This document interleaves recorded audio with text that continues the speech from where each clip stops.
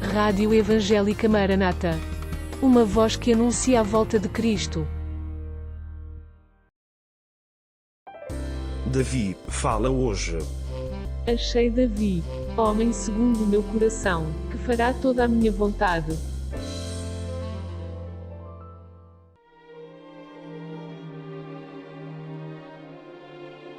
Este é o episódio número 8, intitulado Uma Vitória Memorável.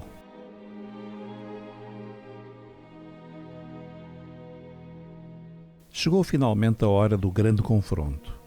Davi apresentou-se diante de Golias e ia começar o duelo.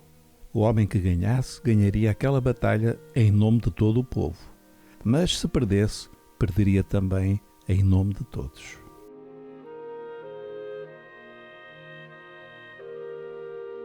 Vimos no último episódio que Saul tentou dissuadir Davi e, quando viu que tal era impossível, procurou vesti-lo com a sua armadura e equipá-lo com as suas armas.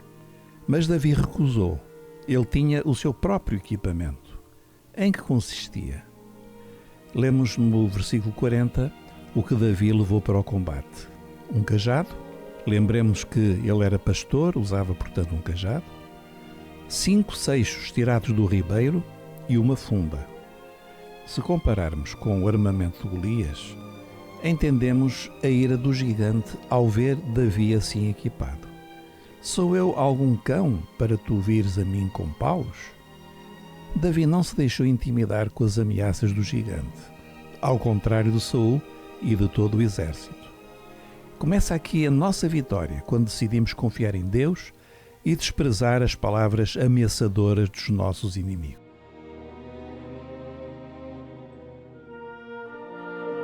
Vejamos agora com atenção o equipamento de Davi, porque ele tem símbolos muito instrutivos para nós hoje.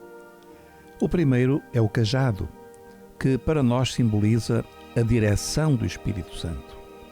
O cajado era inseparável do pastor, era uma verdadeira extensão do seu braço. Com ele dirigia as ovelhas, trazia-as a si, separava-as umas das outras, mas, sobretudo, orientava-as na sua caminhada diária. O crente em Cristo tem de estar habituado a esta direção do Senhor na sua própria vida.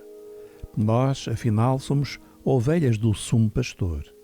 Mais tarde, Davi escreveria o famoso salmo em que diz: "A tua vara e o teu cajado me consolam." O cajado servia de apoio a Davi naquele terreno escorregadio. Dava-lhe segurança e firmeza. Do mesmo modo, o Senhor nos orienta e nos livra de escorregar e cair se tão somente dermos ouvidos à voz do seu Espírito. Jesus disse: "As minhas ovelhas ouvem a minha voz, eu as conheço e elas me seguem." João 10, 27. O pastor Jesus quer dirigir o nosso caminho. Lemos em Isaías 30, 21, a promessa de Deus: "E os teus ouvidos ouvirão a palavra do que está por detrás de ti, dizendo: Este é o caminho, andai nele, sem vos desviardes nem para a direita, nem para a esquerda."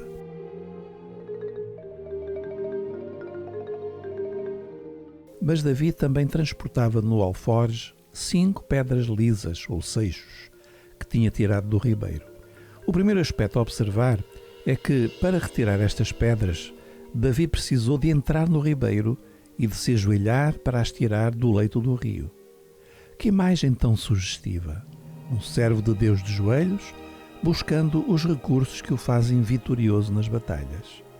É assim que o crente começa a vencer, quando de joelhos busca nas águas do Espírito os recursos que derrotarão os seus adversários.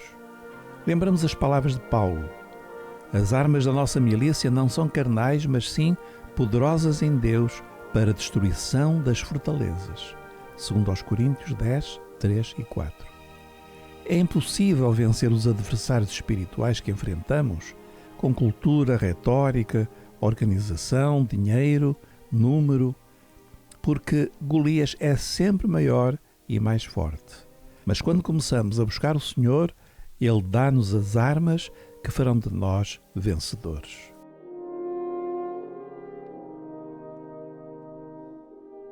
Porquê seixos? Porquê 5? Estes pormenores são muito interessantes. Eram seixos, pedras lisas, porque as águas do ribeiro de onde foram tirados eram vivas e, no seu movimento, quebravam as arestas naturais da pedra e tornavam-na macia. Sem arestas, a pedra tornava-se mais homogénea e sólida. O Espírito Santo opera em nós do mesmo modo. Tira-nos as arestas, os aspectos da nossa personalidade e do nosso caráter que estão a mais.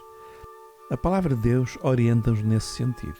Por exemplo, lemos em Efésios 4,15: seguindo a verdade em amor.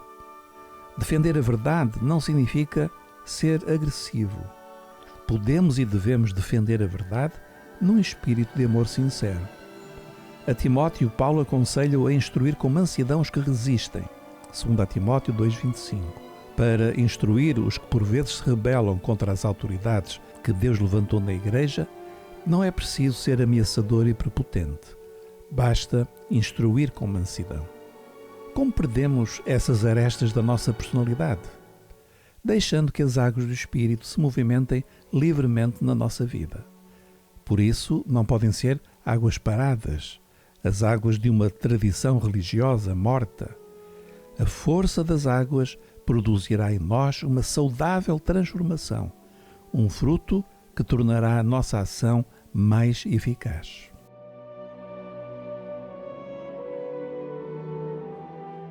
Por que 5? Tem esse número algum significado?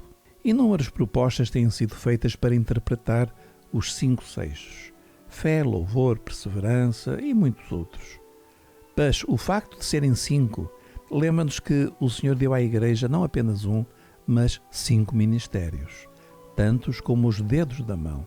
Citação: Ele mesmo deu uns para apóstolos, e outros para profetas, e outros para evangelistas, e outros para pastores e doutores, querendo o aperfeiçoamento dos santos para a obra do ministério, para a edificação do corpo de Cristo. Efésios 4, 11 e 12. O que nos remete para uma das mais importantes doutrinas da Igreja: os 5 ministérios da palavra no corpo. Davi vai usar uma das 5 pedras, mas as 5 estão lá, no alforje do pastor.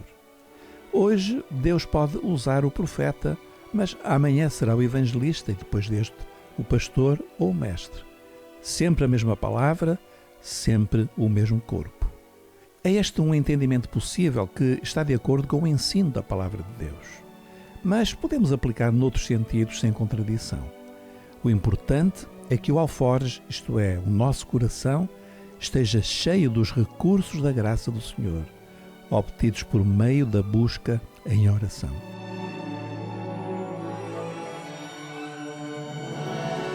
Foi um destes seixos que Davi colocou na sua funda.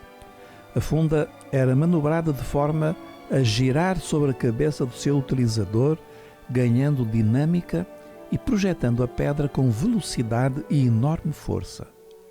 Muitos não sabem que a funda era usada como arma, não apenas no tempo de Davi, mas por exércitos do tempo antigo. Atuava quase como uma flecha lançada por um arco. A pedra, atirada por uma funda, era extremamente precisa e podia partir ossos, furar armaduras e até matar inimigos.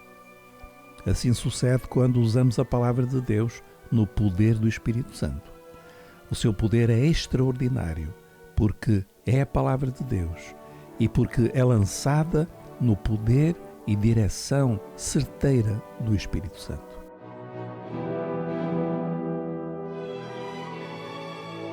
Golias foi atingido na testa, o que é muito significativo também. Paulo, ao falar das armas espirituais do crente, diz que elas são poderosas para derrubar os inimigos que se instalaram na mente. Vejamos uma tradução mais moderna, de 2 Coríntios 10, 4 e 5, que reforça este aspecto. Citação: Usamos as armas poderosas de Deus, e não as armas do mundo, para derrubar as fortalezas do raciocínio humano e acabar com os falsos argumentos. Destruímos todas as opiniões arrogantes que impedem as pessoas de conhecer a Deus. Levamos cativo todo o pensamento rebelde e o ensinamos a obedecer a Cristo. Fim de citação. Repare como tudo nos fala da mente aqui. As fortalezas do raciocínio humano, os falsos argumentos, as opiniões arrogantes e o pensamento rebelde. A sede da carne está na mente. É aí que precisamos de atingir.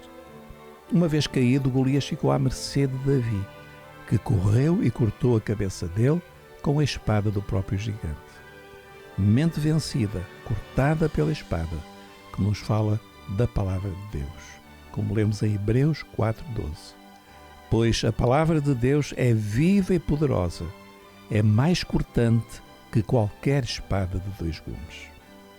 Ao ver Golias caído em terra, o exército de Israel, galvanizado por aquela inesperada vitória, correu sobre os filisteus e obteve uma vitória memorável. Aquele dia mudou para sempre a vida do jovem pastor de ovelhas Davi. O Senhor tinha-o tirado da obscuridade e ia agora começar a usá-lo de um modo muito mais visível. No próximo episódio, procuraremos ouvir mais um pouco do que Davi nos fala hoje. A paz do Senhor. Acabou de escutar Davi fala hoje. uma produção da Rádio Evangélica Maranata.